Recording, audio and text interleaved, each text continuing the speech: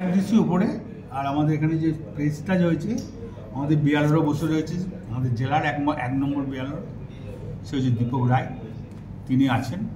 আর সুন্দরভাবে ট্রেনিং হয়ে গেছে, আমাদের বুথে বুথে ট্রেনিং হয়ে গেছে এবং সুন্দর কাজ করেছে আইপ্যাক, এটা অস্বীকার করা যাবে না। সুন্দরভাবে ওরা ট্রেনিং দিয়েছে। আমি বুথের প্রত্যেকটি মানুষকে বলবো, আপনারা ভোটার লিস্ট সংশোধনের যা কাজ হয়েছে আর নতুন করে ভোটার আবার আরম্ভ হচ্ছে, সচেতন থাকুন, ভোটের দিকে নজর দেন।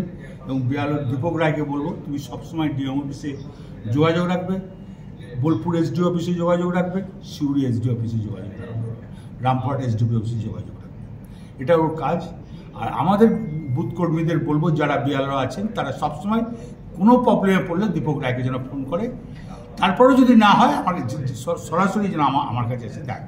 উনি কি এই জেলার এই ভোটার বিষয়টা দেখছেন? উনি বিয়ালর এক নম্বর বিয়ালর।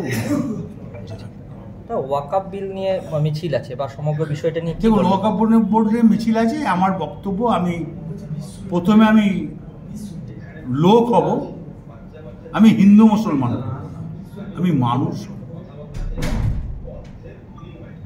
মানে মুর্শিদাবাদে গন্ডগোল হলো, দেখুন মুর্শিদাবাদে কি হয়েছে সেটা মমতা ব্যানার্জি সম্পূর্ণভাবে দেখছে, এবং ওয়াকআপ নিয়ে মমতা ব্যানার্জি যা দেখছে, এরপর আর কারো কিছু করা উচিত নয়। এই কারণে যেটা মমতা ব্যানার্জি ওদের পাশে আছে। বীরভূমবাসীর উদ্দেশ্যে কি বলবেন? বীরভূমবাসী যখন ওয়াকআপ যেখানে যেখানে মিছিল হয়েছে, খুব সুন্দর হয়েছে পরিবেশ, কোনো অশান্তি হয়নি। বোলপুরেও 19 তারিখে আছে, ওরা ডাকবাংলার স্টেডিয়াম মাঠে মিটিং করবে, কোনো অসুবিধা হবে না।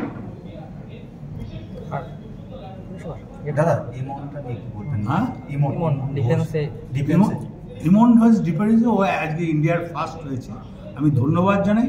আমাদের তরফ থেকে আমরা সম্বোধনা দেবো ঠিক টাইমে, এবং দিদি টুইট করেছে, এটা গোটা বাংলার লোক দেখেছে, গোটা ইন্ডিয়ার লোক দেখেছে। বীরভূমে যাতে কোনো রকম গন্ডগোল না হয় তার জন্য কি গন্ডগোল